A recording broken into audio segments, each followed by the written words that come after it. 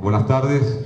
Gracias por seguir acompañando el desarrollo de este seminario, que ha sido, para algunos habrán sido 2 días, para mí son como una semana desde ayer que inauguramos este momento, pero indudablemente con mucho éxito en términos de participación, en términos de los panelistas, en términos de debate, sobre todo en las 7 comisiones que se dieron ayer y hoy en la UARDE, con este intento que la Defensoría ha hecho a partir de este seminario, sobre todo en la lógica de la acción permanente en la que estamos, no es desde hace poco, pero especialmente durante este año, en lo que tiene que ver con la observación, de ponerle a esa situación la reflexión. Este era el objetivo de este seminario, ¿no?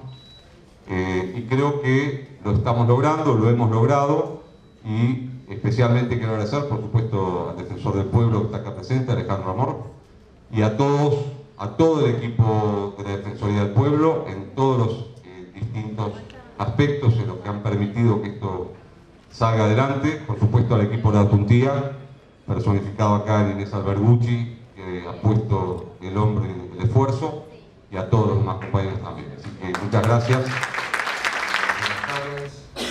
Ante todo agradezco a la Defensoría del Pueblo y a Alejandro Amor la amable invitación de poder compartir este panel con todos los colegas y funcionarios de esta mesa de cierre. Bueno, la verdad que es una exitosa jornada donde hay una gran participación de gente y que se ha destacado, creo que es algo muy importante, y es el pluralismo, ¿no? La diversidad de voces sobre temas que es necesario debatir y con profundidad. Yo voy a hablar muy brevemente de cómo en el ámbito de la ciudad se ha dado la articulación entre el Poder Judicial y el sistema político, a través de varias situaciones que me imagino que en las diferentes mesas han sido mencionadas, así que voy a referirme brevemente a cada uno de ellos. Previamente me gustaría destacar que la ciudad se encuentra en un proceso realmente muy importante, muy profundo y muy novedoso. Y hay situaciones que realmente todos los porteños lo veníamos exigiendo y se vienen concretando. Tal vez no en el ritmo que los porteños quisiéramos, pero hay muchas decisiones que han sido muy importantes en este último tiempo. La fundamental, creo yo, fue la transferencia de la policía. Todos ustedes saben que en su momento la ciudad fue creando una policía metropolitana, pero su profundización se produjo con la transferencia de la Policía Federal o de la parte correspondiente de la Policía Federal al ámbito de la ciudad, y eso creo que genera un movimiento y un desafío institucional muy fuerte para la ciudad de Buenos Aires. Y creo que en el mismo camino se encuentra la transferencia de competencias penales que recientemente, bueno, la legislatura ha aprobado lo que habitualmente llamamos el tercer convenio, y estamos en el proceso gradual de asumir competencias penales que consideramos nosotros que deben hacerse de forma plena para poder tener una serie de instituciones en el ámbito de la ciudad, para que todos los porteños puedan tener no solo sus instituciones policiales, sino sus instituciones judiciales, como cualquier otro vecino de otra provincia, poder resolver a través de sus propias instituciones sus propios problemas que ocurren en el territorio de la ciudad. Dicho esto, me gustaría señalar algunos de conflictos que se han producido y que han pasado por alguna instancia del Poder Judicial. En primer lugar, me gustaría destacar el caso Pisoni, que si no me equivoco hizo referencia a él el doctor Aslanian, que fue una discusión que en su momento se dio en la ciudad ante la decisión de la administración de hacer una licitación para adquirir las armas Taser. Se debe pronunciar mejor de otra manera, pero nosotros lo castellanizamos de esa forma. Ante ese proceso licitatorio se inició una acción de amparo, algo interesante porque, claro, era una actuación administrativa, y si bien tiene que ver con las fuerzas policiales y con las armas, eso transcurrió en la justicia no penal, sino en la contencioso administrativa. Y la primera instancia hizo lugar a la acción de amparo haciendo aplicación de una sentencia de la doctora Danas muy interesante de aplicación del control de convencionalidad, de aplicación de tratados internacionales de derechos humanos y de diferentes documentos de organismos internacionales. Y además destacó que no había una razonabilidad, no era en la situación. Había una serie de cuestiones de prueba y demás, y según la jueza estaba acreditado que aun cuando se fuera usado de buena manera, ese instrumento tenía riesgos letales que iban más allá de su buen uso o eventualmente de la creación de un protocolo sobre cómo usar esa arma no letal, que como ustedes saben es un arma eléctrica que produce contracciones musculares. La Cámara, que en aquel momento participaba yo de ella, confirmamos aquella sentencia y no agregamos mucho más.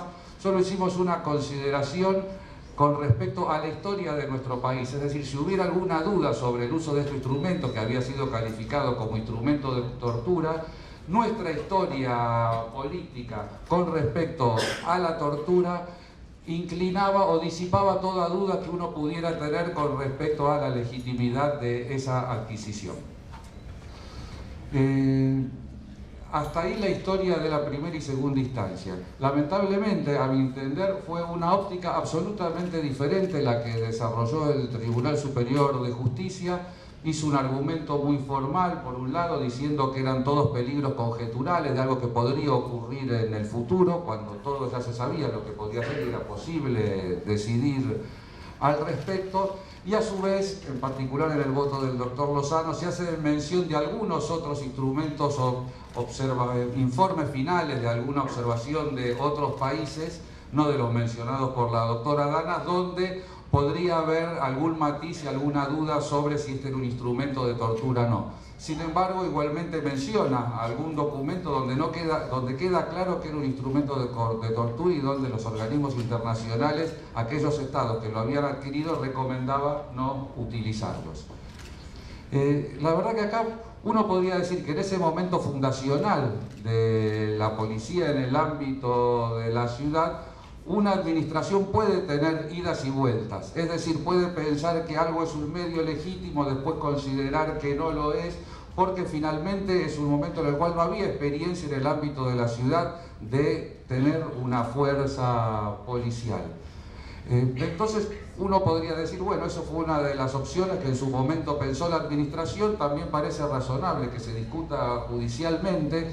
Lo que a mi entender resultó discordante en toda esta cuestión fue la posición del Tribunal Superior, donde finalmente son los jueces los que en definitiva tienen que, ante una situación como esta, poner un límite y decir hasta aquí sí y aquí no.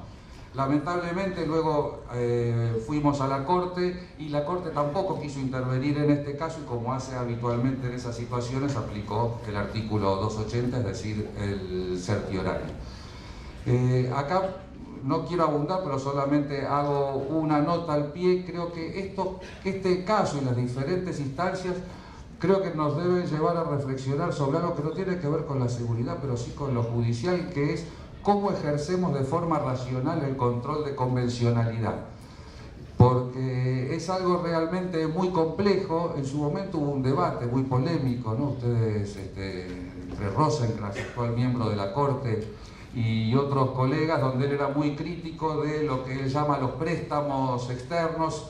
Obviamente es muy discutible que el derecho internacional sea un préstamo, pero él ahí tiene un punto muy interesante porque dice, bueno, aplicar el derecho internacional es muy complejo porque hay una pluralidad de fuentes y entonces hay una pluralidad de documentos que no necesariamente todos ellos van en la misma dirección. Ahora, eso creo que nos tiene que llevar a ver cuáles son las condiciones de racionalidad para realizar el control de convencionalidad, que es algo evidentemente muy complejo porque las fuentes son muy diferentes, el nivel nacional es muy claro, la distinción en una fuente objetiva, la ley y la doctrina, cuestión que en el ámbito del derecho internacional es algo mucho más difuso, ¿no? Entre un convenio, el soft law, opiniones consultivas, directivas, recomendaciones, incluso cartas que emiten los comités, entonces uno no sabe con claridad cuál es el estatus normativo de cada uno de esos documentos. Bien, ese es digamos, finalmente el sistema político desistió de hacer la licitación. Entonces creo que finalmente hubo una coincidencia entre el sistema político, algunas instancias judiciales, y lo que quedó discordante creo que es un mal antecedente del Tribunal Superior de Justicia. Quizá algo parecido pasó en otro caso de esa misma época, año 2015, que es el caso Vera. Este caso fue un caso penal, contravencional y de faltas, donde se discutía la nulidad de un procedimiento penal por una práctica muy conocida por nosotros y tristemente en nuestra historia, que es la detención por identificación, ¿no? El pedido de antecedentes en la vía pública hecho no por una razón específica o por alguna sospecha específica que tuviera la fuerza policial, sino simplemente por lo que se llama y se menciona en la sentencia del tribunal, los controles poblacionales, es decir, la detener a una persona al azar, cuando uno sabe que ese azar está mediado por un sinnúmero de circunstancias, prejuicios, criterios sociales, culturales, etc. Tanto la primera instancia como la segunda instancia declararon la nulidad de este procedimiento policial con mención de, ustedes saben, todo esto tiene una historia muy larga en nuestro derecho argentino, el caso Bulacio, el caso Torres, la ley Lázara, etc. Y varias de estas consideraciones fueron mencionadas en la primera y segunda instancia, y sin embargo el Tribunal Superior no hace mención ni de la Corte Interamericana, ni de nuestra historia, y hace una argumentación realmente, creo yo, bastante endeble, porque en primer lugar deduce facultades implícitas del ordenamiento legal, es decir, dice que implícitamente puede deducirse de las reglas de la Policía Federal, que era la que actuó en esa ocasión, que habilitaban este tipo de procedimientos, pero también considera que ellos son constitucionales. La verdad que es una jurisprudencia muy preocupante. Además, simbólicamente se produjo casi el mismo día, y si no me equivoco, el mismo día en el que se produjo la transferencia de la Policía Federal, con lo cual, a su vez, en términos simbólicos, políticos, no parece una señal muy razonable para producir en ese momento. Incluso me gustaría señalar que con posterioridad, en el año 2016, como todos ustedes saben, se dictó una nueva ley de seguridad pública en la ciudad, la ley 5688, muy mencionada en esta jornada, cuyo artículo 91 regula esa situación, y más allá de que podemos tener algunas discusiones sobre matices, sobre en qué circunstancia está habilitada esas tareas de prevención policial, lo cierto que se mueve en la misma línea que se ha movido la jurisprudencia, la legislación y la doctrina luego del caso Bulacio en la República Argentina. Con lo cual, nuevamente aquí tenemos una situación muy curiosa, ¿no? Hay una coincidencia entre el sistema político, la primera y la segunda instancia de la justicia de la ciudad, y el punto discordante en algún sentido lo da el Tribunal Superior de Justicia. Nosotros también llevamos el caso a la Corte Suprema. Claro, dado que era bastante grave la situación, se presentaron una gran cantidad de amicus curiae de la más variada índole, la Asociación de Pensamiento Penal, Bulco con su Asociación de Derechos Civiles, el CES, la Asociación de Abogados, aportando argumentos, pero nuevamente aquí la Corte decidió no intervenir y aplicó el 280. Lo cual, por otra parte, parece mostrar como una política de la Corte, al menos en ese periodo, de no meterse en estos debates que se han producido en el ámbito de la ciudad. Como me queda poco tiempo, acá voy viendo el cronómetro que tengo aquí al lado, me gustaría señalar otras dos situaciones que se han producido, pero que muestran otro tipo de articulación diferente entre lo judicial y lo político. Me refiero al caso Ate, que fue un habeas corpus colectivo iniciado ante la justicia penal contravencional y de faltas, ante la realización de una marcha en febrero del año 2016 que iba a ser realizada por Ate. Simultáneamente, el Ministerio de Seguridad Federal emite un protocolo que se llama de actuación de las fuerzas de seguridad en manifestaciones públicas, que supuestamente iba a ser aplicado por la ciudad. Y ¿qué se sostenía en ese habeas corpus? Primero, que ese propio protocolo decía que para las jurisdicciones provinciales y la ciudad, estas jurisdicciones tenían que expresamente adaptar esos protocolos a las propias reglas locales, que pueden ser muy diferentes en las diferentes circunscripciones, y a su vez había una objeción sobre, digamos así, el escaso lugar que tenía en ese protocolo tanto la actividad de los jueces como del Ministerio Público Fiscal, que a nuestro criterio tenía que tener mucho más peso en esa actuación. Ahí una jueza de primera instancia dijo que si bien el habeas corpus no era admisible, sin embargo dispuso una serie de medidas ante la realización de la marcha, pero es curioso o interesante lo que dispuso, resolvió la Cámara Penal, porque dijo, mire, acá la cuestión es abstracta, no lo dijo en estos términos, pero por más de lo que se diga en los medios de que esto está vigente, este protocolo no fue publicado en el boletín oficial, entonces no puede ser aplicado en esta marcha. Sin embargo, ahí se dio una circunstancia muy compleja, porque si uno se guiaba por lo que sucedía en la opinión pública y en los medios de comunicación, eso es lo que iba a ser aplicado y que había generado las perplejidades por parte de los que iban a realizar la marcha. Sobre ese tema, y al poquito tiempo después, simplemente quiero... Acá teníamos como muchísimas citas, pero el tiempo es tirano. El Ministerio Público Fiscal de la ciudad dictó una resolución, un criterio general sobre el mismo tema, que también para nosotros tenía deficiencias, y en particular por su punto de partida, ya que lo primero que dice es que la regla general es el de libertad de circulación en la vía pública y espacios públicos, que a su vez creo que es contradictorio con los propios fundamentos de esa resolución, donde claramente se dice que hay derechos en conflicto y que hay que armonizarlos de alguna manera.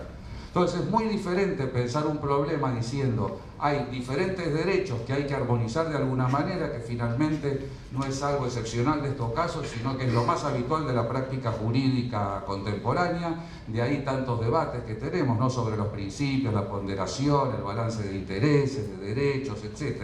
Es decir, los derechos mantienen relaciones conflictivas entre sí y necesitamos encontrar medios para armonizarlos de alguna forma y con un equilibrio entre todos ellos, y no parecía ser esa la vía que había seguido ni aquel protocolo del gobierno federal, ni esta resolución general del ámbito de la Fiscalía, que en su momento se lo manifestamos al fiscal general en su momento. Y sobre el mismo tema me gustaría señalar, por último, otra discusión que creo que también fue mencionada en algunas de las exposiciones anteriores, que fue a fin del año 17, cuando fueron todas las movilizaciones por el tema o críticas a la reforma previsional, que se inició en este caso, miren, otro medio procesal muy diferente a las anteriores, que fue una medida autosatisfactiva ante el fuero contencioso administrativo y tributario. Como se había producido con anterioridad los incidentes del día 14, que había sido muy compleja la situación que se había vivido en el ámbito de la ciudad, se inició esta acción para solicitar algunos resguardos para la realización de la manifestación. Y la jueza, en ese caso interviniente, hizo lugar a la medida autosatisfactiva y dictó una serie de reglas que, si uno lo ve con el detenimiento, no son más que la explicitación de reglas que ya estaban dispuestas de forma general en la Ley de Seguridad Pública. Es decir, no hay en esa decisión, a mi entender, algo más que aquello que ya estaba dicho por el sistema político a través de la Ley de Seguridad Pública. Luego eso fue recurrido y claro, como los sucesos ocurren con enorme velocidad, cuando ya estaba para resolver, la causa había devenido abstracto. Yo creo que acá hay una articulación un poco diferente, ¿no?, porque me da la impresión de que en este caso, a diferencia de los anteriores, hay aún una cuestión que no está completamente saldada por nuestro sistema político. Es decir, no se ha llegado a un grado de consenso sobre cuál es la manera racional, de acuerdo a nuestro ordenamiento jurídico, para coordinar los derechos que están en juego en esta situación. Y no creo que sea un buen punto de partida decir que la regla general sea la preeminencia del derecho a la circulación. Y este problema en la ciudad de Buenos Aires tiene particularidades muy notorias, porque además de ser ser una ciudad autónoma, somos la residencia de las autoridades federales. Y si uno hace un relevamiento de todas las marchas que ocurren en la ciudad, creería que son escasísimas las que implican reclamos al propio gobierno de la ciudad, como son los que habitualmente suceden en cada una de las provincias, sino que son reclamos que se le hacen a diferentes decisiones políticas, no es algo propio de este gobierno, sino de todos, al gobierno federal, pero ocurren en el ámbito de la ciudad, que concentra justamente todas las autoridades federales y entonces da lugar a una enorme cantidad de reclamos. Y es claro que en la historia política general y en la historia política en particular de la Argentina, la movilización de la gente en las calles forma parte de nuestra cultura política. No es algo de esta época, algo accesorio, sino que es un elemento de nuestra cultura política utilizar el espacio público para manifestarse, para expresar su opinión. Por cierto, en esta época actual sí hay algo singular, y es lo siguiente. Cuando el principio de organización social en la Argentina era el trabajo, y el trabajo para todos, como sucedió hasta el año 76, para poner un punto simbólico, además de haber movilizaciones, el principal método de protesta de las personas es el derecho de huelga, porque es ahí donde se discuten sus condiciones materiales, su salario. En la medida que ya el trabajo, por diferentes razones que cada cual tendrá su explicación causal de por qué eso ocurre, ya no es lo que articula nuestra sociedad, hay una gran parte de nuestra población, de nuestros conciudadanos, que se encuentran en una situación de exclusión. Y es lo que de forma muy gráfica el Papa Francisco dice, que vivimos la cultura del descarte. Es decir, para nuestra sociedad hay un alto porcentaje de la población que es considerada inservible.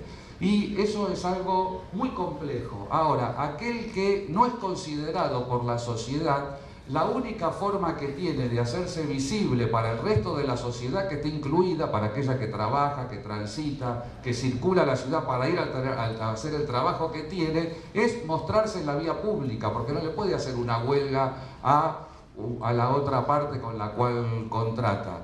Y entonces esa es la forma de hacer visible, claro, de hacerle un reclamo al Estado, respecto del cual a mi juicio hay toda una cultura muy prejuiciosa, porque no se trata solo de planes sociales, de planeros, como habitualmente se dice, sino que hay que repensar la economía popular, y hay algo que uno puede llamar que es propiamente un salario social, y eso es lo que está discutiendo esas personas en el espacio público. Pero además de ese reclamo al Estado, tienen su hacerse visible con los otros conciudadanos que efectivamente están incluidos.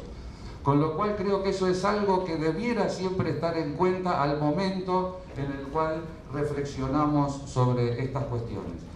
Para concluir, porque acá me están diciendo que tengo un límite por respeto a mis colegas.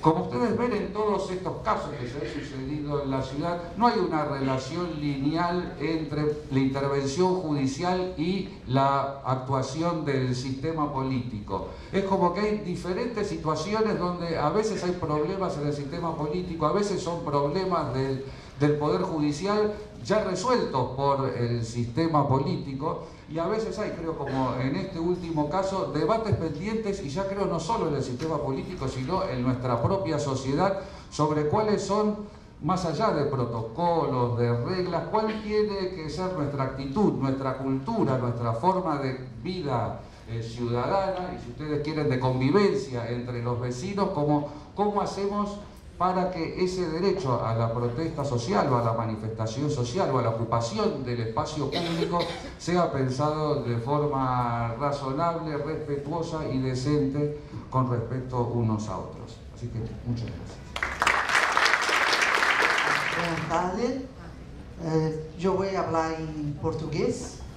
Voy a hablar muy despacio. Entonces, si no entiende, por favor, levante la mano. Inés vai me ajudar quando eu hablo uma palavra que é totalmente incompreensível. Então, Inês vai traduzir. Muito obrigada, Gabriel, Alejandro, Inês, toda a equipe da Defensoria, por esses 2 dias incríveis, marcantes, fortes, com debates surpreendentes, com este público enorme. Eu pensava que teríamos um seminário de expertos com 10 ou 15 pessoas todo o tempo. Não imaginava esse público. E também estou muito impressionada com o trabalho da Defensoria do Pueblo, que é uma inspiração para o Rio de Janeiro e para o Brasil. Vou falar só vou dar dois dados, cifras, para pensar uma questão que penso, que acho, que tenho a impressão que nos une a todos aqui. Primeiro, só para vocês terem ideia dos números do Brasil, acho que ali atrás não vem, verdade? Números de mortes no Brasil em 2016, 62 mil. La tasa é o número de mortes dividido, ponderado pelo número de habitantes. Número de taxa de homicídio do Brasil, a taxa é 30 por 100 mil. Pero a taxa de jovens, de homicídio de jovens, é de 65 por 100 mil. A taxa de brancos, ou seja, todos os homicídios ocorridos com brancos, dividido pelo número de brancos que existe no Brasil, é de 16 por 100 mil. E a taxa de negros é de 40 por 100 mil.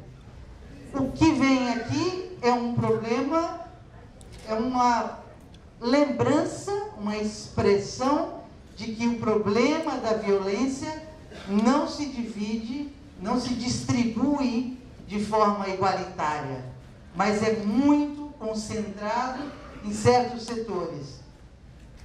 Quando vamos para mortes pela polícia no Brasil, o número é baixo, é só 5 mil, porque há muita subnotificação. Não é isso? Subnotificação? Subnotificação. Falta de informação. Número de homicídios no Rio de Janeiro, ano passado, 5.300.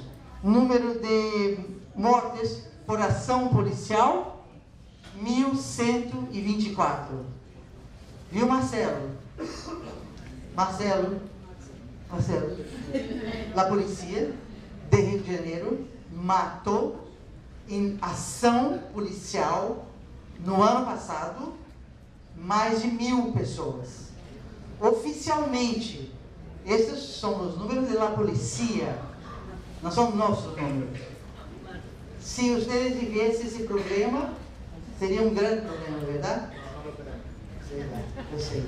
O que precisamos lembrar é que quando a polícia mata mais de 1.000 pessoas, não é solamente o problema do uso da força letal. Imaginem quantas agressões físicas. As mortes são a ponta de um iceberg. É o que se vê, é o que se conta, é o que se notifica, caso por caso, corpo por corpo. Mas embaixo das 1.124 mortes, quantas agressões físicas existem? Quantas ameaças? Quantas humilhações? Podem imaginar o mar, o rio de hostilidade, ressentimentos, distanciamento que existe entre uma polícia que chega a usar a força letal, que é a força final, para mais de 1.000 pessoas, e isso representa 21% das mortes totais ocorridas no Rio de Janeiro. Então, usamos esses números, não só porque eles são escandalosos, inaceitáveis, mas também porque essas cifras inspiram o que temos de problemas da relação polícia-cidadãos, principalmente ligado ao uso da força, mas não só. Pode passar, Luiz, próximo. Rapidamente, mais um problema de diferenças. Aqui é Copacabana, aqui é o Leblon, aqui são os bairros pobres, aqui é Nova Iguaçu, Baixada Fluminense. Em 7 meses, de janeiro a julho de 2017, houve 2 mortes por ação policial em Copacabana. Houve 2 mortes em Leblon. E houve 55 em São Gonçalo, 66 em Caxias, 81 em Costa Barros. Os homicídios vão para as mesmas coisas. Pero há uma questão muito importante quando pensamos no trabalho da polícia. Vamos, por exemplo, ver roubo de veículos. Compreendem roubo de veículos? Roubo de veículos.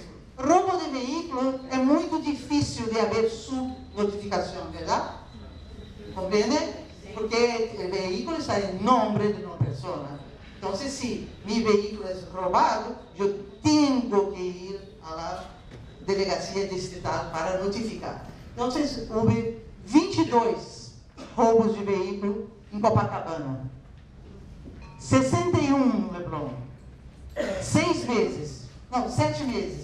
61 aos 10 por mês. Isso é uma taxa perto da Bélgica. Da Bélgica, da Alemanha.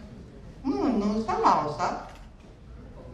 Mas em Nova Iguaçu houve 3.672 roubos de veículos no mesmo período. Em Caxias, 2.626. Em São Gonçalo, que fica perto de Niterói, Angra dos Reis, Búzios, cerca do caminho, houve 3.380. Então, Marcelo, estou acrescentando um novo problema das relações entre polícia e sociedade. Não só o uso da força, mas eficiência. O que sente um morador de Nova Iguaçu quando ele tem um carro, veículo, para comprar, trabalhou, talvez não tenha seguro, mas muito provavelmente ter seguro. Sabe o que é ter seguro? Não está coberto. Muito pobre, quando foi um dos 3.380 veículos roubados. Muito diferente de um dos 22 moradores de Copacabana, ou de 61 moradores do Leblon.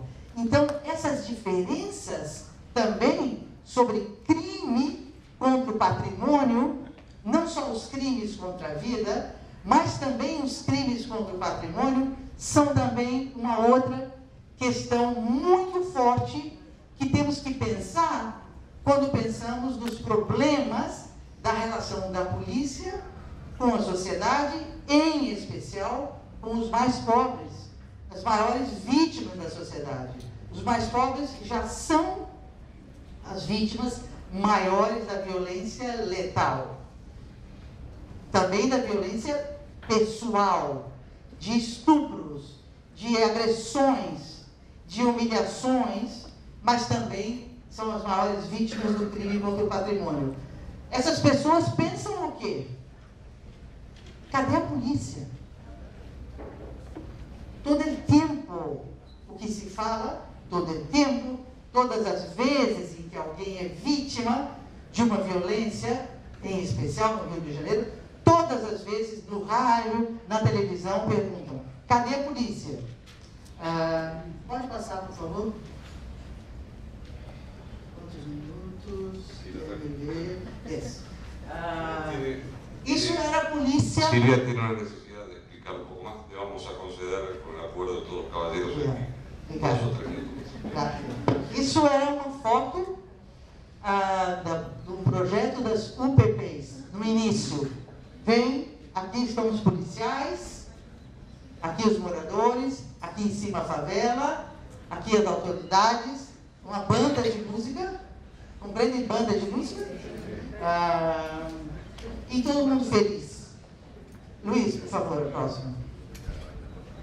Depois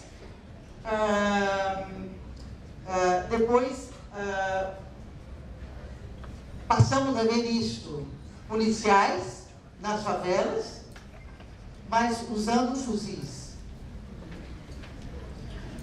Vocês já tentaram cumprimentar, falar bom dia para um policial usando fuzil? É muito difícil. Mesmo um policial com uma pistola, se ficamos perto dele, quase que só conseguimos olhar a pistola. É muito forte, mesmo usando só uma pistola. Você não sabe se você olha para o olho ou para a pistola, mas você se acostuma. Mas com um fuzil é muito difícil. E sabe, é muito difícil para um policial, usando o fuzil, relaxar e conversar com o morador. Um fuzil, ele é a antítese do bom dia. O fuzil é o oposto do buenas tardes. É quase impossível. Um fuzil é uma mirada de hostilidade. Eu estou aqui, vocês todos são suspeitos e são possíveis agressores. E o último, e hoje estamos assim, com as Forças Armadas, o Rio de Janeiro, sobre intervenção. Vou fazer o último comentário para encerrar.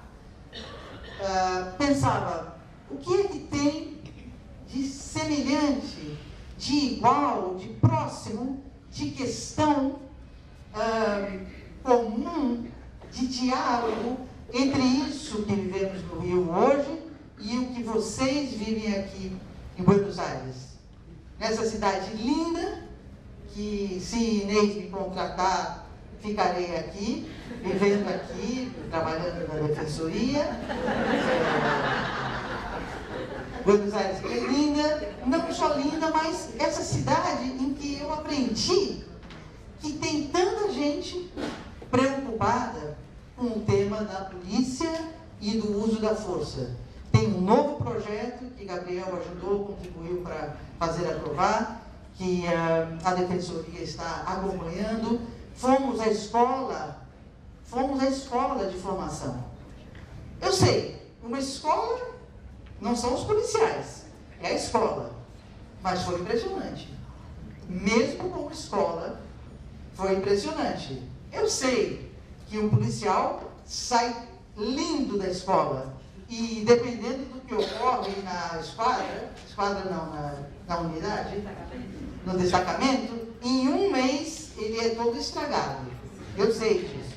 Mas a escola é alguma coisa. E foi realmente impressionante. O que é que tem de comum?